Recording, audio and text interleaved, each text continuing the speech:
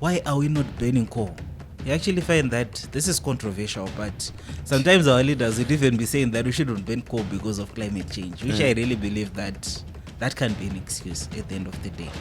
We should ban coal to actually be able to generate, to be able to generate power. So what went wrong as Africa to be where we are today? What I strongly feel is we don't think 20 years. Exactly. We only think now.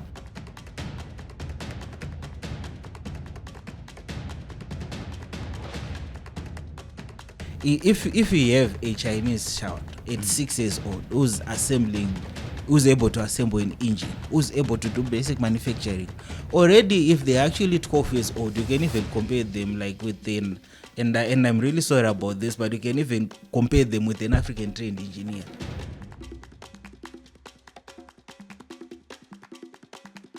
One thing that is good about Africa, we're very good, especially when it comes to creating blueprints. We can create. Masters, yeah. We can create. I'm sure right now, somewhere in an office somewhere in Africa, there's a blueprint on power. We're actually saying that to solve the power crisis, this is actually what we do. But to follow that blueprint, to execute on it, to actually deliver those results, to solve the challenges that we have. That's the challenge that we actually have.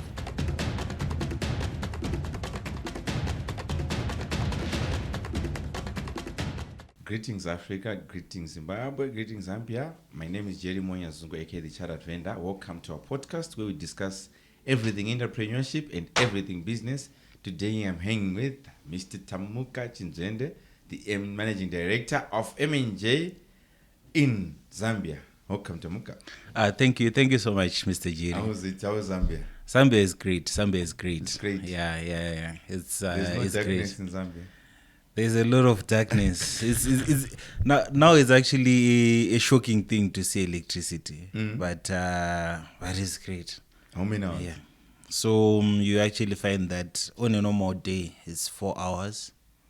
Like if it's 4 hours. Yeah. What time?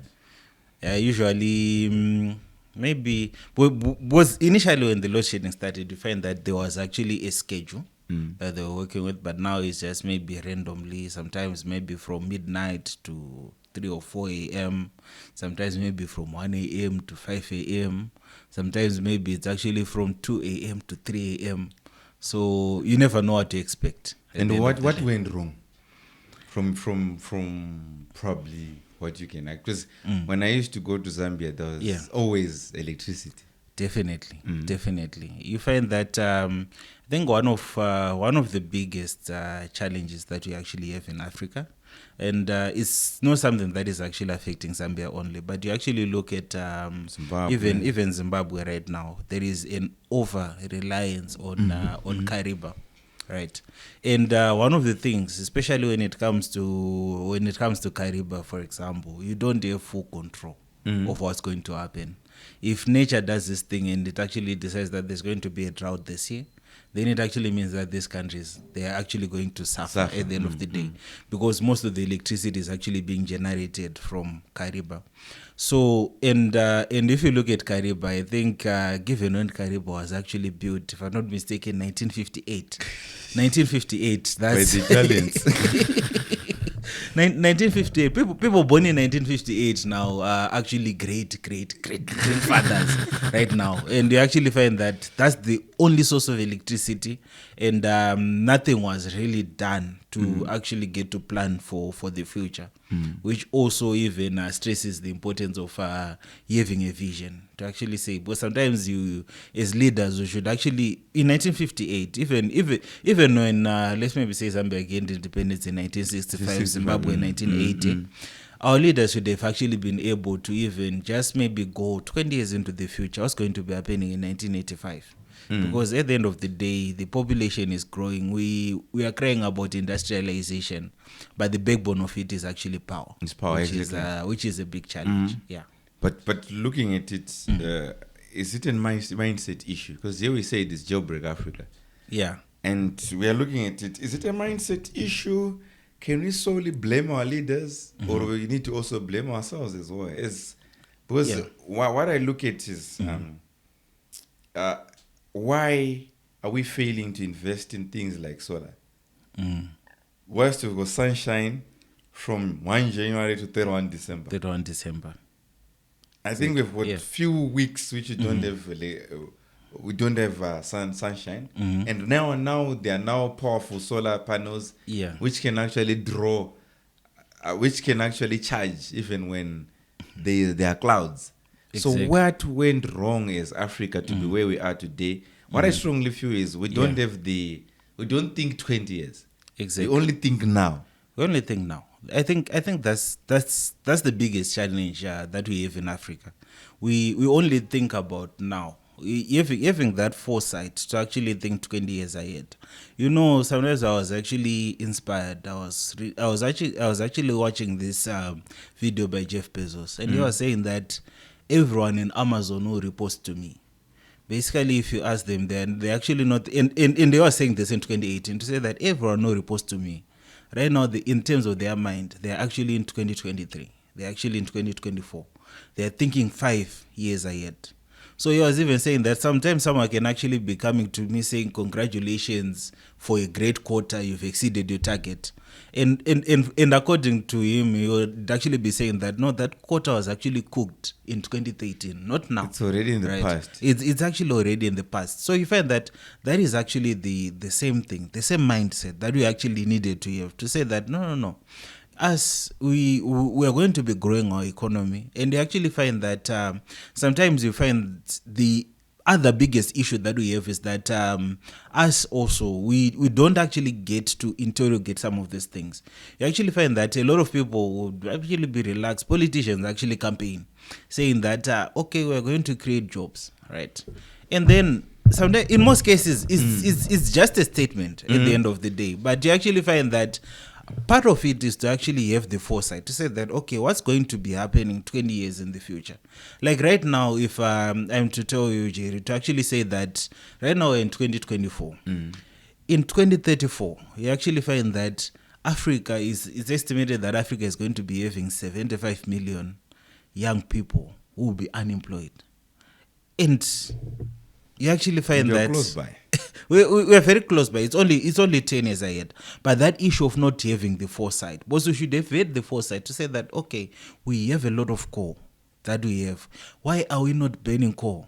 You actually find that this is controversial, but sometimes our leaders would even be saying that we shouldn't burn coal because of climate change, which I really believe that can be an excuse at the end of the day.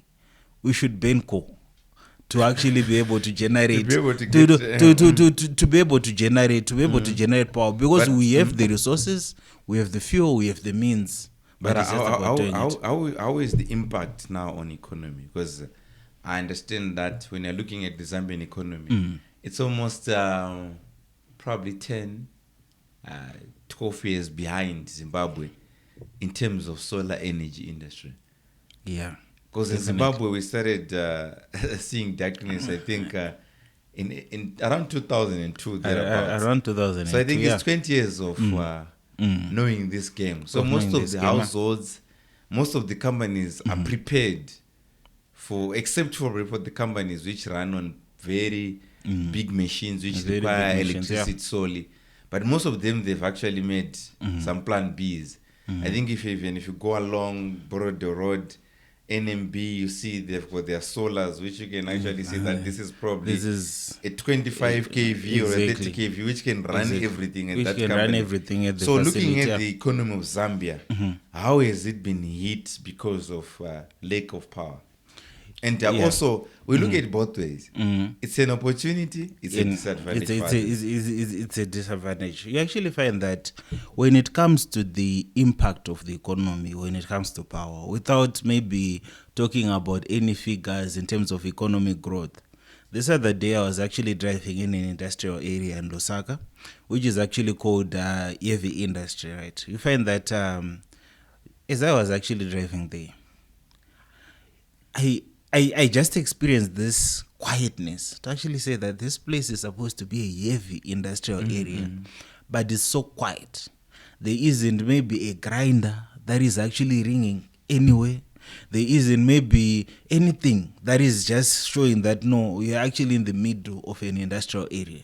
So it basically means that you have companies, they have machinery.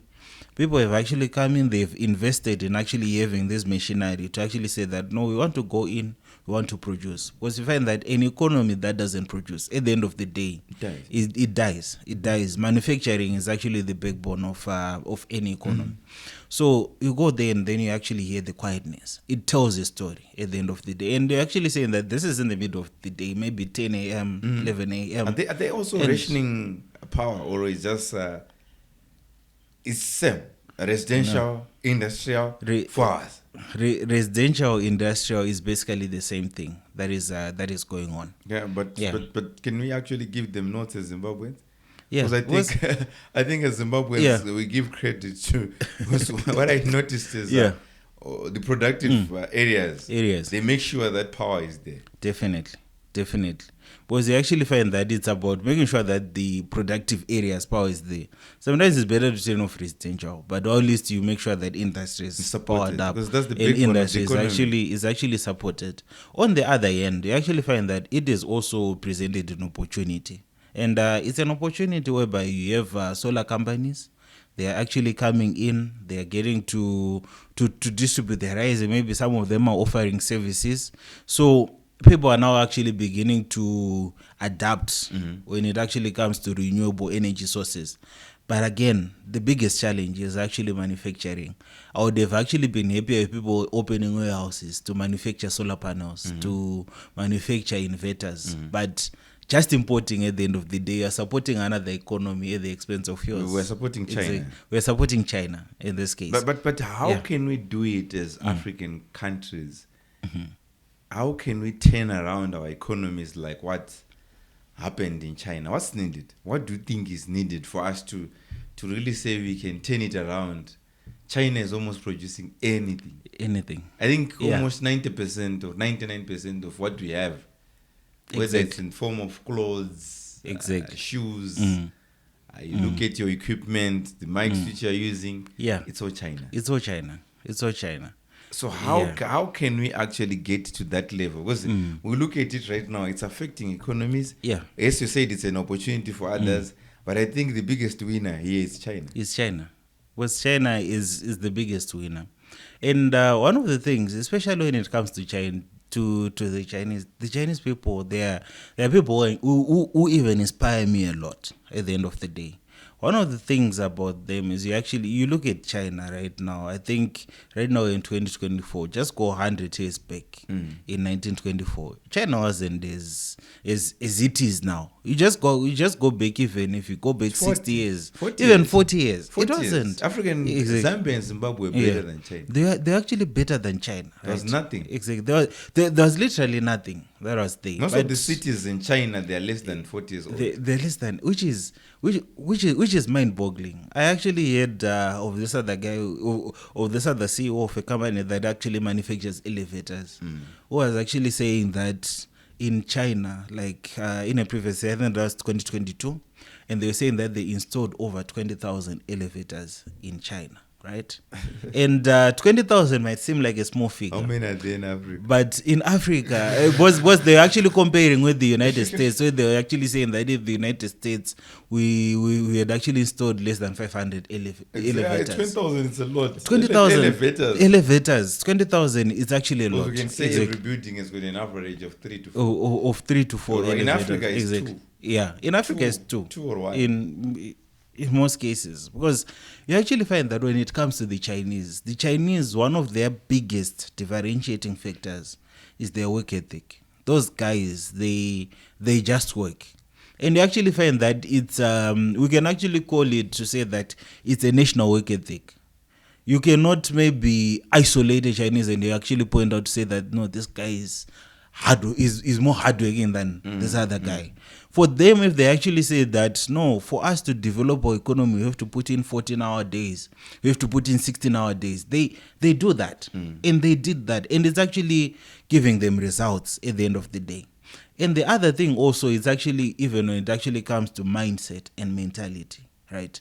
They don't complain. You actually find that you go to China right now, maybe you can find maybe a child that is 6-7 years old. They'll be busy assembling an engine, a 6-cylinder engine. And then you'll be wondering to actually say that this child assembling an engine at 6 years old, what's really happening? Do that in Africa. Parents will actually be complaining, you're abusing our children. It's child labor. Why is this actually happening? So you end up having a society that actually is that despises when it actually comes, because you find that if you have a Chinese child at 6 years old who's able to assemble an engine, who's able to do basic manufacturing, already if they're actually 12 years old, you can even compare them like within, and I'm really sorry about this, but you can even compare them with an African trained engineer. It's very it's very, very possible. And some of our engineers don't even know how to do basics. To do basic things at the end of the day. That's why I respect Daniel Jingoma so much. Yeah, he didn't shout out to him, but he's shout late out to now. him. And Yes. he tried. He tried. Because at least he was trying. He was trying. Exactly. No credentials, no degree, no what. But right now you go in villages, the pump, his hand pump, this very famous hand pump is being used at the end of the day. He created something, he put it into the market at the end of the day. Right. So you then actually find that when it comes, that's the mindset that you actually need as Africans, a mindset of actually being able to go in and execute rather than being able to go in and talk. Because one thing that is good about Africa we're very good, especially when it comes to creating blueprints. We can create. Masters, yeah. You can create. I'm sure right now, somewhere in an office somewhere in Africa, they're creating there's a blueprint on power. We're actually saying that to solve the power crisis, this is actually what we do. But to follow that blueprint, to execute on it, to actually deliver those results, to solve the challenges that we have, that's the challenge that we actually have, which is a big challenge. It's a big challenge indeed, and I like the word national work ethic. We need to actually put what is called national work ethic, and it's supposed to probably vision 2030. Whereby exactly. I just noticed that close by the building we're actually recording from, there's a ditch which is I think the council workers worked on it. Yeah. I think it's almost 2 months ago now, and they opened it. Right now, it's in the middle of the city. Just opposite the Reserve Bank of Zimbabwe. But it's not yet closed. Right. 2 months.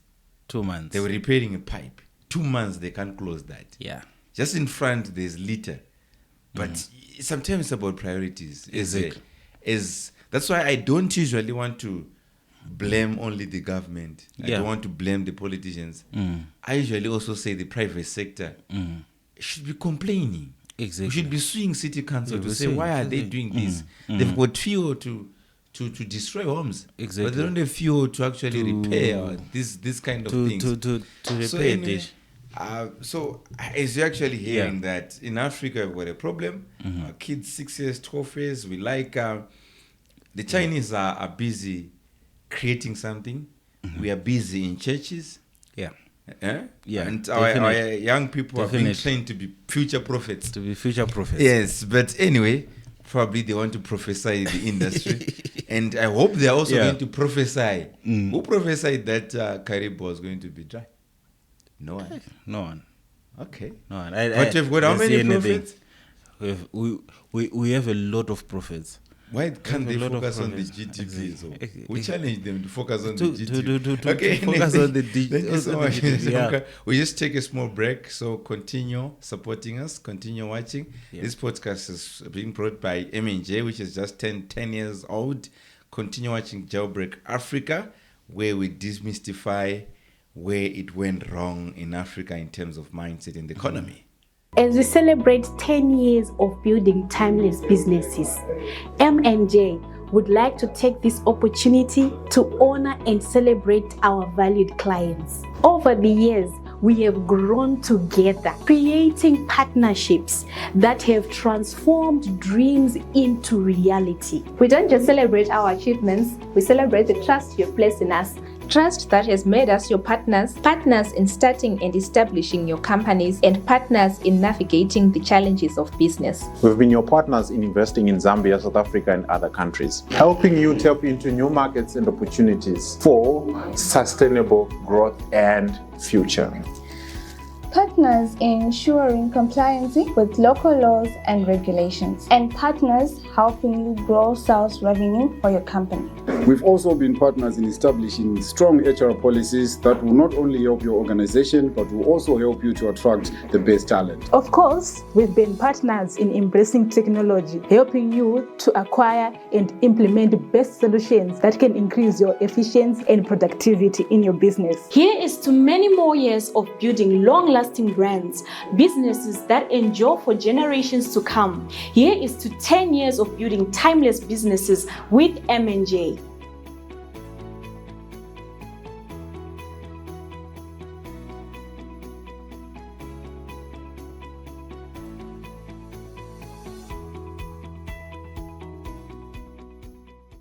Did you know the same way people struggle with love relationships is the same way they struggle with sales? Think about the process of prospecting for that special someone, trying to impress them by selling yourself. Did you know you have to go through a similar process to win over customers? The book Sales Equals to Mjolo is evidence of how sales and love relationships are quite similar. It is the story of a doctor looking for the ideal wife for himself, but the narrative is also compared to how sales work. So when you read this book, you not only get educated, but also entertained. Read the book and you can just increase your chances of making more sales or improving your love life. To order your copy, you can get in touch using the contact information showing on the screen. Welcome back to Jailbreak Africa. This is a show which is hosted by me, Jerry Nyazungu, the chartered vendor, where we talk about everything entrepreneurship, business, and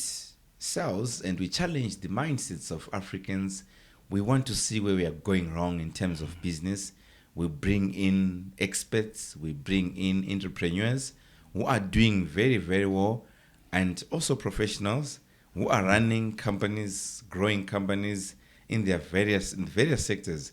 So welcome back, Mr. Tamuka. So thank you, Mr. Jerry. Yeah.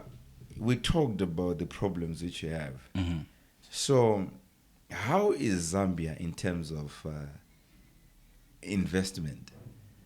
We know every country, when we've got problems, definitely there are opportunities. Definitely. What are the opportunities which you can get into Zambia for someone who wants to expand? Probably, I understand that you are getting people from UK, United States of America, Jamaica, Kenya, Nigeria. Why do you think people are so attracted to Zambia? What's their reason?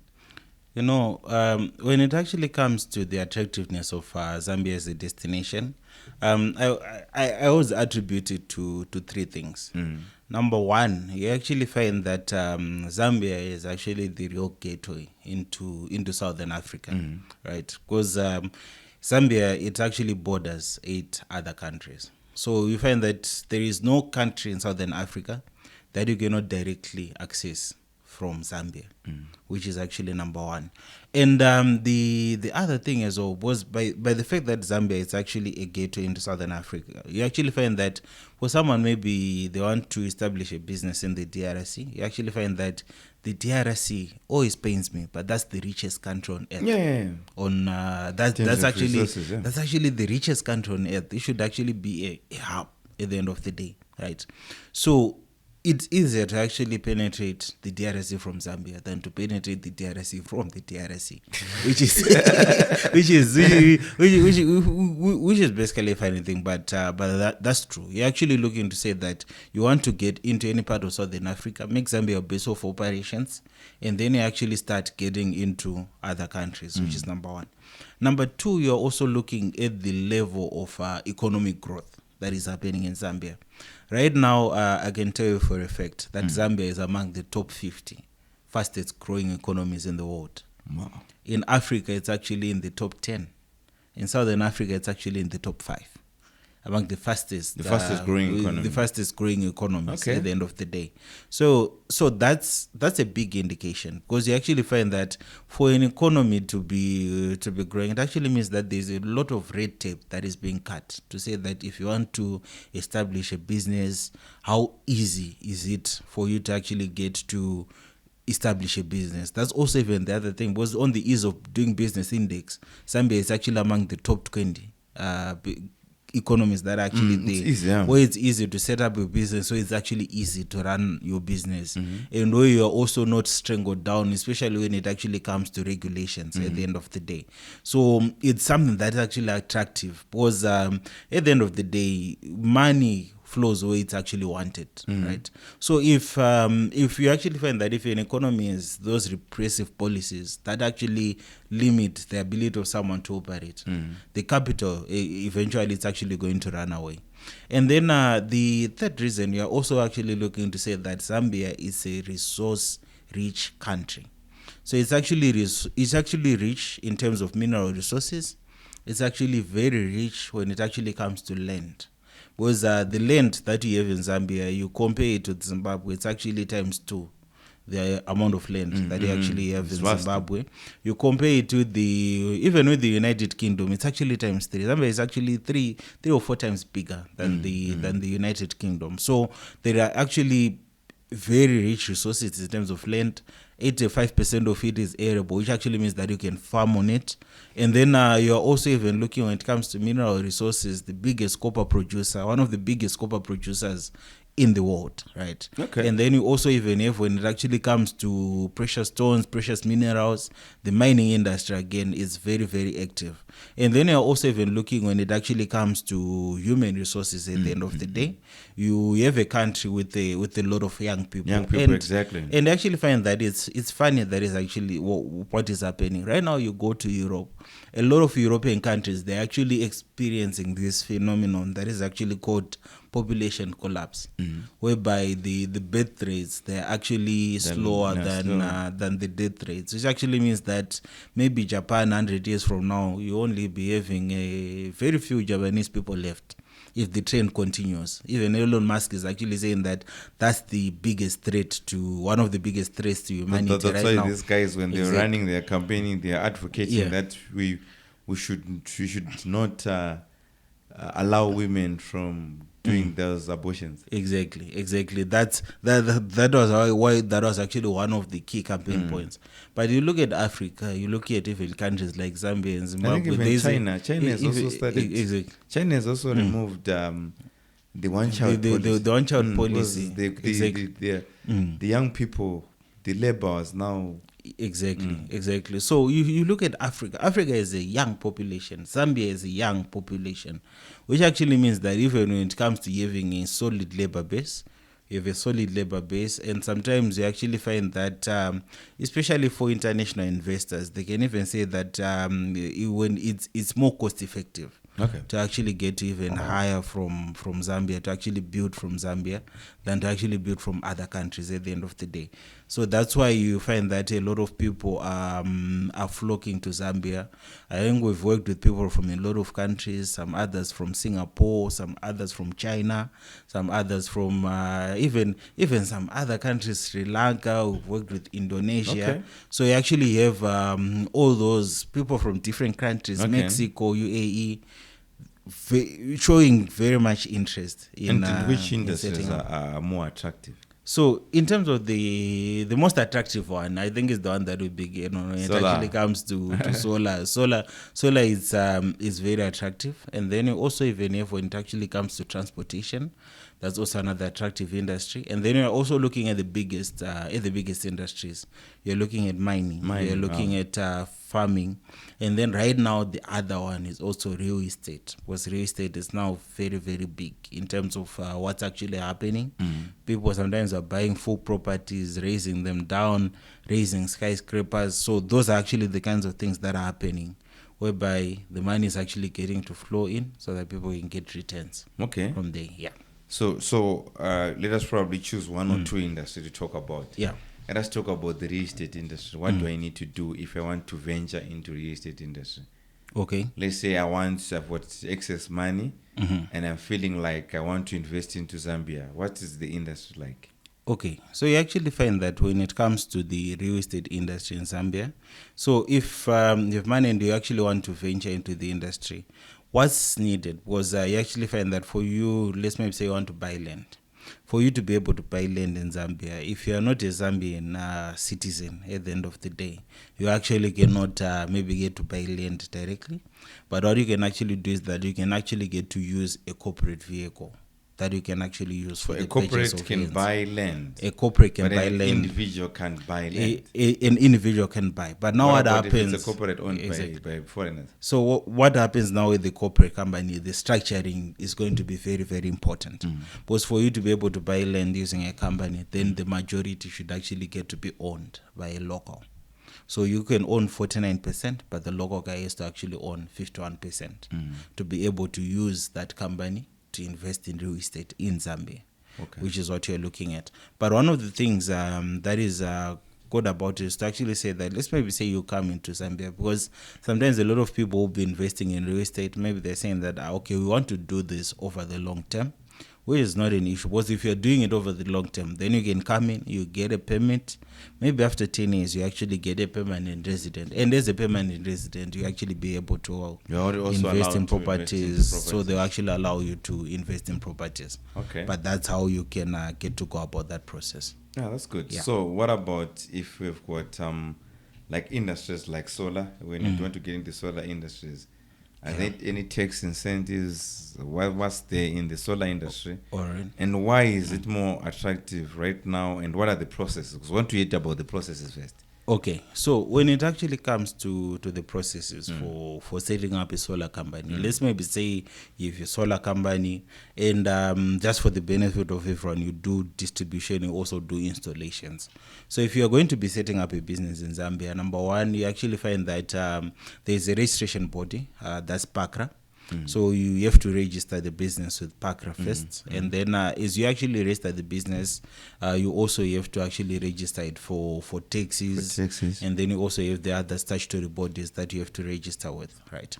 So depending now, because you actually find that when it comes to solar equipment, there are actually a lot of incentives that are there because of the current crisis that is there, right?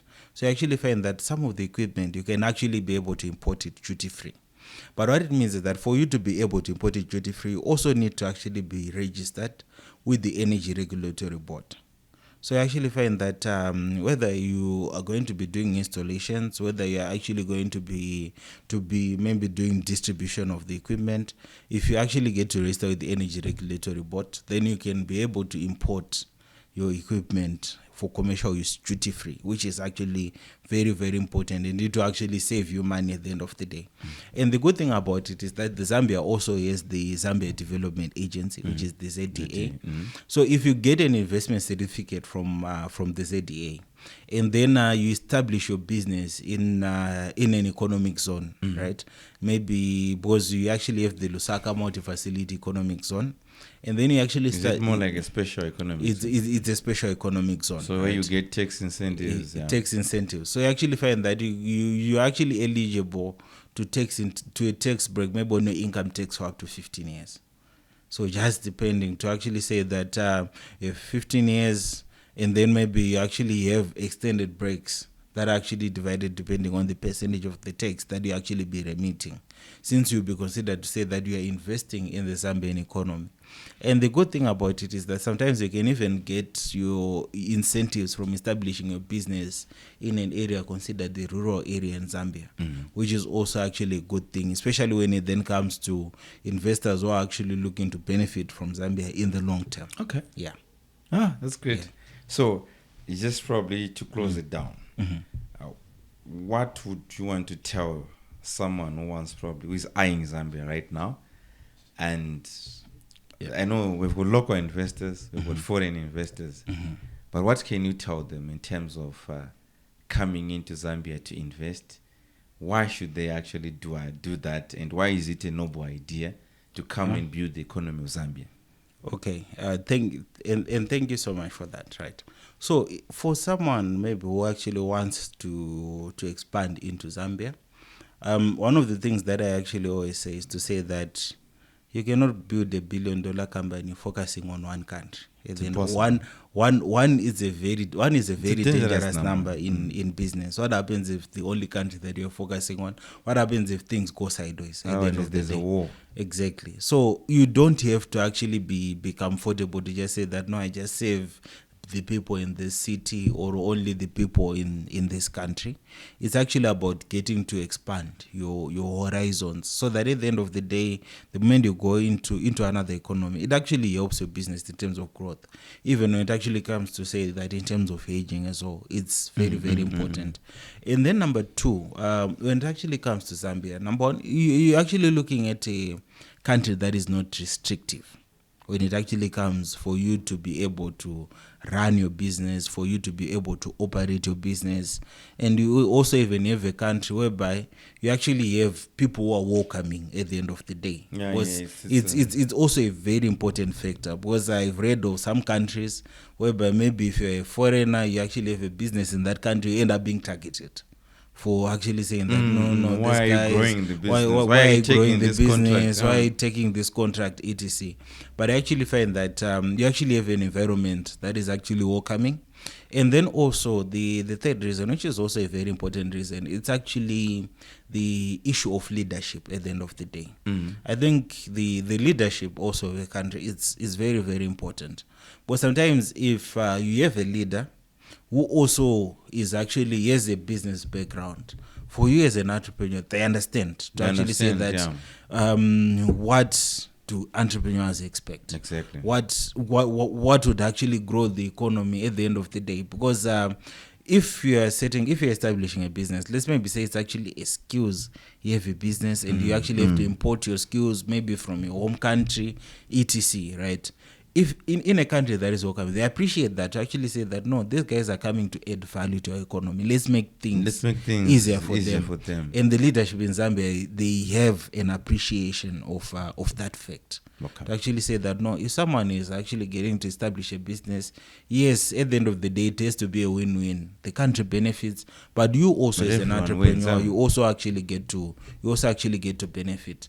And I think the other thing also that I forgot, you actually find that when it comes to Zambia, the authorities in Zambia, they are different as compared to the authorities in other countries. Sometimes you even look at the tax authority, right? I only mention the ZRA for correctness, for security reasons. But I actually find that sometimes if you get a call from the ZRA, they are not haunting you, they are helping you. At the end of the day, they'll be like, "Why didn't you submit?" Exactly. They'll be like, "Is there a problem? Is there Do you a want problem? help?" Do you want help? Right? It's not like about there's customer service into it. It's not bullish. Exactly. Like I just received a letter for one of my clients from one of the tax authorities, Zimbabwe. It's they're sending me a letter on the 20th of November to say your client is supposed to submit schedules of sales purchases for 1 week, right? For 2 years. For 2 years, and they want it on the 22nd. On the 22nd, 2 days. I want 2 days, and they're saying if you don't submit, you're going to be prosecuted. Already, it's now on prosecution. It's now on prosecution. What about if I'm out of country? Yeah. What about if it's that email is going to delay? What about if my emails are not working? Exactly. A lot of those things, a lot of things can actually get to happen. So you find that sometimes, and I think it's also even a lesson that a lot of government agencies have to learn. They are not taught customer service. That's where the challenge is. You have to learn, because it seems as if maybe someone would have been forced to come to work or anything like that. But you're actually looking to say that no. Whatever government body you go to, because you find that I've never visited a government office in Zambia or I was served by someone who had a grumpy face, right? Most of them, they're smiling. They're actually willing to go the extra mile to make sure that they actually get to your place. That's the one of the biggest advantages that you actually have. Exactly, it's a subject on its own at the end of the day, right? Because it's about saying that no, it's a customer, and it's actually about getting to serve the customer, which is actually one of the important things. So for someone who wants to come to Zambia, Definitely. There are a lot of opportunities that are there that can actually get to help you grow your business. Okay, Yeah. thank you so much for popping in. We appreciate your time. Because this guy is supposed to leave for Lusaka. He's probably in next 30 minutes. So thank you for popping in. And if you want to get into Zambia, you've heard from the horse mouth. That's where the business is. We want to expand into various countries. In doing so, we are also building our African continent, because I don't believe this is a continent. I strongly believe that Africa is just one big country. We need to support our brothers and sisters, giving them expertise. They also want your products which you're supplying, whether you're in farming, you're in mining. We need that expertise in Zambia. You've also had the industries which you can actually invest into, and also the constraints and the problems which are in Zambia. And problems are opportunities to entrepreneurs. So thank you guys for watching. Thank you for supporting us. And remember to subscribe and also destroy that bell so that when this podcast is premiering, it can actually notify you. So continue supporting us, sharing, give someone who's out there who wants to venture into business. So this is where it's the hub of the business, where we discuss everything business, everything entrepreneurship. Until next time, out. Thank you.